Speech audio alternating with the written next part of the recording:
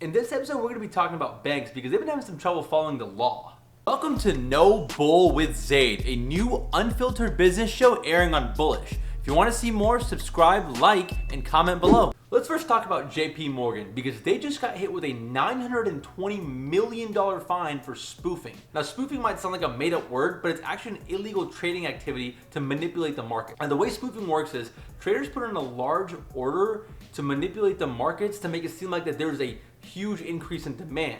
And then that causes the prices to increase, and then the traders cancel that order immediately. But what you need to understand is that it's illegal, and it's been illegal since 2008. But that didn't stop a few traders at JP Morgan to spoof the metals market, things like gold and silver, from 2008 to 2016. These traders were manipulating the prices of gold and silver to help their positions and make money. And they probably made millions of dollars. And then they finally got caught. The Commodities Future Trading Commission, the government organization that's in charge of regulating all this stuff, caught JP Morgan spoofing and hit him with a $920 million fine. Now, JP Morgan is not the only organization to be caught spoofing since it was made illegal in 2008. Other banks have also been caught spoofing, but this is the largest fine ever paid for by a bank.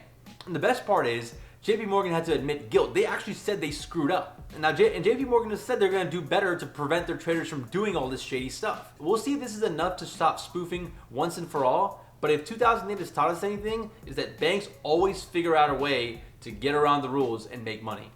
Now let's switch gears and talk about Citibank because they just got hit with a $400 million fine by the Federal Reserve and the Office of the Comptroller of the Currency for failure to establish effective risk management. That translates to Citibank not having their shit together. See, what happened is these federal regulators found out that Citibank doesn't have their shit together and people at Citibank are able to do whatever the fuck they want. That's resulted in them lending out money to shady organizations or not cracking down on money laundering. And because they don't have their shit together, people at Citibank are doing stuff that violate federal regulations. And now the federal government is coming down on them because of those reasons. And the crazy thing is, this is coming literally 2 months after someone at Citibank accidentally wired $1 billion to the incorrect account and now has to sue that person for getting that money back. Tell them to bring me my money. So yeah, they definitely don't have their shit together. Now I feel really bad for incoming CEO Jane Fraser, who's actually going to be the first woman to be a CEO of a major bank in the United States. She's going to take over as CEO in 2021 when the current CEO, Michael Corbett, retires. She's going to be put in a really bad position to turn this bank around.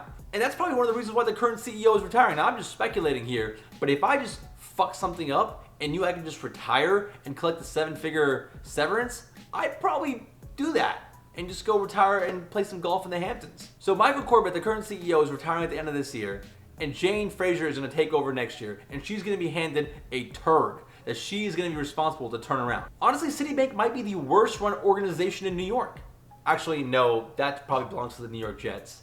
So, Citibank, you're good there. Sorry, Jets fans. But still, it's a really shitty position to be put in as a new CEO taking over an organization that has so many problems and now has government regulators looking at them closely. So, that's never fun. Like, I wouldn't want my boss looking over my shoulder every 2 seconds to make sure I didn't screw up something. So this is a very, very tough spot. But if Jane Fraser pulls this off and turns Citibank around, she's going to be an absolute legend. And remember, Jane, at least you're not the New York Jets. Now I'm just making fun of the Jets, which is fine. I can do that all day. So Citibank, get your shit together, turn your shit around, and you'll have these federal regulators off your back. And Jane Fraser, the best of luck to you, because I would not want to be put in your position.